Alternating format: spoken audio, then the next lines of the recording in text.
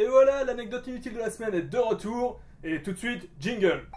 L'anecdote inutile de la semaine. Donc, cette semaine, je vais vous parler de Batman. Non, en fait, pas tout à fait. Plus exactement, je vais vous parler de Robin. Pourquoi je vais vous parler de Robin? Parce que, en fait, j'ai remarqué que le grand public pense toujours qu'il n'y a eu qu'un seul Robin. Alors que non, plusieurs personnages ont interprété Robin. Tout d'abord, même si Robin c'est un prénom, ça veut aussi dire rouge-gorge. Robin a fait passer pendant longtemps Batman quand même pour un pédéraste, parce que bon, un riche célibataire qui adopte un adolescent, c'était un peu...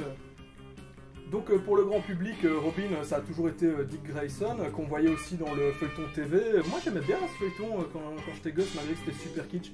Et moi et mon petit frère, on jouait à Batman et Robin, et on prenait des essuies de vaisselle pour qu'on accrochait avec des pinces à linge pour faire les capes. Après un bon moment, les auteurs se sont quand même dit putain, en fait Robin on l'utilise depuis très très longtemps et il faut qu'on fasse évoluer l'histoire et qu'il y ait des rebondissements, etc. Et donc Dick Grayson veut prendre son indépendance et il devient Nightwing. En 1983, pour le remplacer, il y a un nouveau Robin du nom de Jason Todd, mais qui va être tué par le Joker à coups de pied de biche. Batman sort très choqué de cette histoire, mais prend quand même un troisième Robin qui s'appelle Tim Drake. Peut-être qu'il fait partie de la famille de Nathan Drake.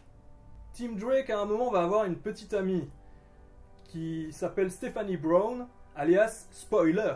Ce que je suis un peu en train de vous faire, hein, mais bon, faut dire que l'intégrale de la série Batman n'a jamais été adaptée en version française, et que si un éditeur le faisait maintenant, bah, je pense que vous n'auriez pas le temps de lire tout ce qui s'est fait sur Batman depuis le temps, quoi.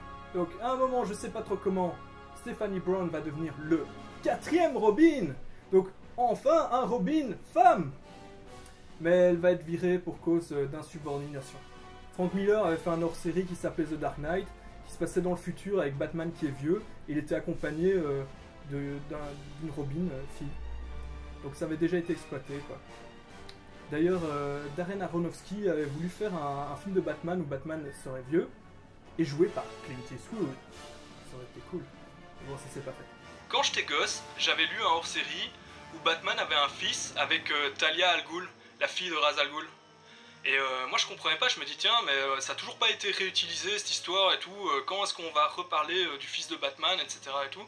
Mais il faut dire que les hors-séries c'est souvent non canonique par rapport à l'œuvre originale, quoi, par rapport à la mythologie de la série de base, quoi. Donc il a fallu attendre 2006 pour qu'ils introduisent ça réellement dans la série, que Batman avait un fils avec Talia al Ghul. Et maintenant, à partir de 2009, c'est l'actuel Robin. Donc maintenant, le Robin est vraiment le fils de Batman. J'ai dit son nom, Damian Wayne. Damian Wayne. C'est comme Batman, c'est pas toujours Bruce Wayne. Il y a eu des fois où il n'était pas disponible, et d'autres personnages ont incarné Batman, dont Nightwing, donc le premier Robin, et Jean-Paul Vallée.